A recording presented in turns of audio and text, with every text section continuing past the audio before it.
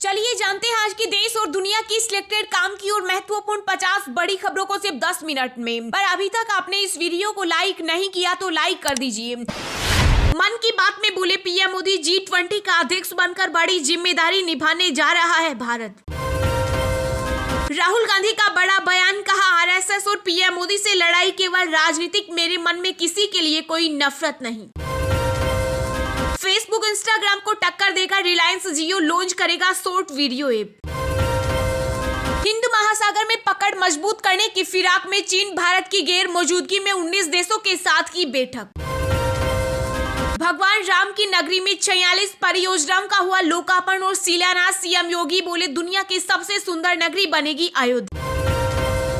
देश में आने वाले दिनों में कॉमन सिविल कोड भी लगेगा और कोई ताकत नहीं जो जनसंख्या नियंत्रण कानून को रोक सके, केंद्रीय मंत्री गिरिराज सिंह ने किया ऐलान। दिल्ली के सीएम अरविंद केजरीवाल का बड़ा बयान, बोले लिख कर देता हूं, गुजरात में आम आदमी पार्टी की सरकार बनेगी, पुरानी पेंशन करेंगे लागू। भारतीय रेलवे की नई पहल, अब ट्रेन में उपलब्ध होगा मनपसंद खाना, सी जनरल और रीजनल के साथ बेबी फूड भी मिलेगा। आज हो सकता है आफ्ताब का नार्कोटिक्स सामने आएगा, सरदा हत्याकांड का पूरा सच। ऑस्ट्रेलिया और भारत का सैन्य अभ्यास सोमवार से होगा शुरू, मजबूत होंगे दोनों देशों के बीच रिश्ते। पंजाब में रुकेगी टारगेट किलिंग, कनाडा बेस्ड गैंगस्टरों पर अब कसेगा शिकंजा, घोषित होंगे आतंकवादी। गुजरात चुनाव में सीएम योगी आदित्यनाथ ने किया राम मंदिर और बुलडोजर का जिक्र, बोले यूपी में दंगा कर्फ्यू खत्म। केजरीवाल सरकार पर बीजेपी ने साधा निशाना, कहा मंत्री सत्येंद्र जैन के लिए जेल में रखे गए 10 लोग, रोज सुबह टीवी पर दिखता है नया वीडियो। पंजाब में पाकिस्तान से पहुंची हथियारों की बड़ी खेप बरामद, सीमा पर ड्रोन से गिराए जाने की आशंका। महाराष्ट्र राज्य महिला आयोग ने योग गुरु स्वामी रामदेव को भेजा नोटिस, कहा विवादित बयान पर 3 दिनों में दे जवाब। चीन में फिर फैला कोरोना का कहर, लगातार चौथे दिन कोविड-19 के रिकॉर्ड नए मामले हुए दर्ज। महाराष्ट्र चंद्रपुर में रेलवे स्टेशन पर बड़ा हादसा, फुट ओवर ब्रिज का बड़ा हिस्सा ढहा, 20 घायल। राघव चड्ढा का दावा, 8 दिसंबर को गुजरात में बनेगी आम आदमी पार्टी की सरकार। प्रधानमंत्री नरेंद्र मोदी को एक युवक ने ईमेल कर जान से मारने की दी धमकी, गुजरात एटीएस ने बदायूं से किया गिरफ्तार।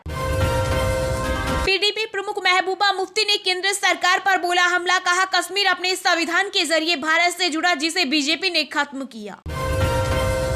जीरो कोविड पॉलिसी के खिलाफ चीन में सड़कों पर उतरे लोग, बोले पद छोड़ो शी जिनपिंग, हमें आजादी चाहिए। केंद्रीय कृषि मंत्री नरेंद्र सिंह तोमर ने कहा रबी सीजन में बम्पर उत्पादन की उम्मीद, बुवाई 24 लाख हेक्टेयर बढ़ी। केंद्रीय कर्मचारियों के लिए सरकार खोलेगी खजाना, एक मुश्त 18 महीने का मिलेगा डीए। दिल्ली में आम आदमी पार्टी से तंग आ चुके लोग बीजेपी को वोट देने को बेताब, भाजपा के राष्ट्रीय अध्यक्ष जेपी नड्डा ने किया दावा। दुनिया की सबसे मजबूत परमाणु शक्ति बनाना हमारा अंतिम लक्ष्य, उत्तर कोरिया के तानाशाह किम जोंग उन ने दी धमकी। सरदा हत्याकांड के आरोपी आफ्ताब का नया ठिकाना तिहाड़ जेल की सेल नंबर 4, पुलिस के सामने डिनर, 24 घंटे होगी निगरानी। मिस्र के राष्ट्रपति अल सीसी होंगे इस बार के गणतंत्र दिवस में मुख्य अतिथि, पीएम मोदी का न्योता किया स्वीकार, 2 साल बाद शामिल होगा विदेशी मेहमान। नड्डा बोले समान नागरिक संहिता राष्ट्रीय मुद्दा, ज्यादा से ज्यादा राज्यों में लागू करना चाहेंगे। राजस्थान सीमा पर पाकिस्तान कर रहा था घुसपैठ, बीएसएफ ने की कोशिश नाकाम। राष्ट्रपति द्रौपदी मुर्मू ने देश में जेलों की जरूरत पर उठाए सवाल, कहा देश विकास की ओर है अग्रसर। गुजरात चुनाव में राजस्थान के सीएम अशोक गहलोत ने बीजेपी पर साधा निशाना, कहा पीएम मोदी का नाम ही काफी है तो बार बार क्यों जा रहे हैं गुजरात। बीजेपी ने पोस्टर के जरिए आम आदमी पार्टी पर बोला हमला, कहा मंत्री सत्येंद्र जैन तिहाड़ दरबार के महाभ्रष्ट शहंशाह। एआईएमआईएम चीफ असदुद्दीन ओवैसी ने दिल्ली के सीएम पर साधा निशाना, कहा मुसलमानों को केजरीवाल ने पूरे देश में किया बदनाम। भारत जोड़ो यात्रा में राहुल गांधी ने की बुलेट की सवारी, मध्य प्रदेश के महू में निकली कांग्रेस की पद यात्रा। कागज का हवाई जहाज बनाकर उड़ाने वालों को भी भारत में प्लेन बनाने का मौका मिल रहा, मन की बात में बोले पीएम मोदी। बीजेपी ने आम आदमी पार्टी पर तुष्टीकरण की राजनीति का लगाया आरोप, कहा इमाम के वेतन और वक्फ पर उठाए 100 करोड़ रुपए। केजरीवाल सरकार के मंत्री सत्येंद्र जैन के मसाज वाले वीडियो पर बीजेपी अध्यक्ष जेपी नड्डा ने कसा तंज, कहा रेपिस्ट अब थेरेपिस्ट हो गए। तिहाड़ जेल में बंद दिल्ली के मंत्री सत्येंद्र जैन का एक और वीडियो आया सामने। जेल में हो रही है साफ सफाई। केंद्रीय मंत्री अनुराग ठाकुर ने कहा कांग्रेस का आज लोकसभा में विपक्ष का नेता भी नहीं, यही हाल गुजरात में होगा। यूपी से बंगाल तक चलता था ड्रग्स का कारोबार, पुलिस ने आगरा से बड़े तस्कर को किया गिरफ्तार। संसद के शीतकालीन सत्र में हंगामे के आसार, महंगाई बेरोजगारी पर सरकार को घेरेगा विपक्ष।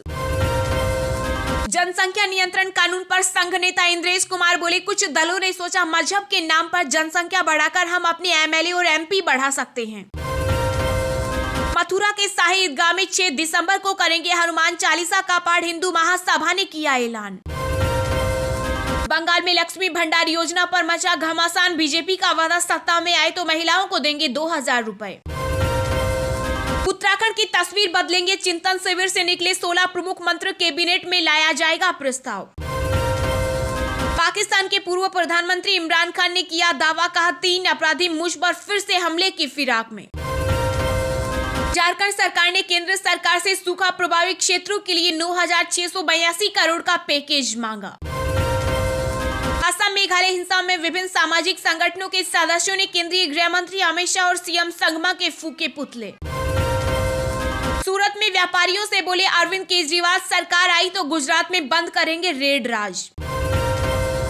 अभिनेता और भाजपा नेता मिथुन चक्रवर्ती ने बंगाल में किया आह्वान, कहा पंचायत चुनाव में टीएमसी को हराने के लिए विरोधी पार्टियां हो एकजुट।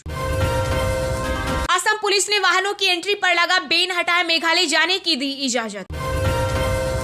कतर के फीफा वर्ल्ड कप पर मंडरा रहा केमल फ्लू का खतरा, दर्शकों के लिए एडवाइजरी जारी।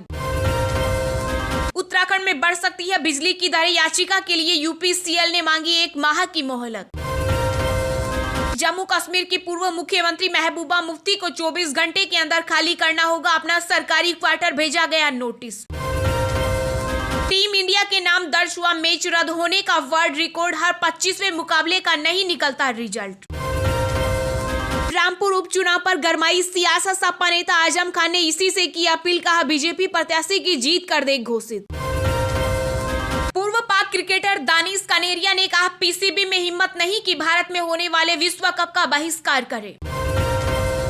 एमसीडी चुनाव में दिल्ली सिख निकाय ने भाजपा को दिया समर्थन, का एक तरफा जीत करेंगे सुनिश्चित।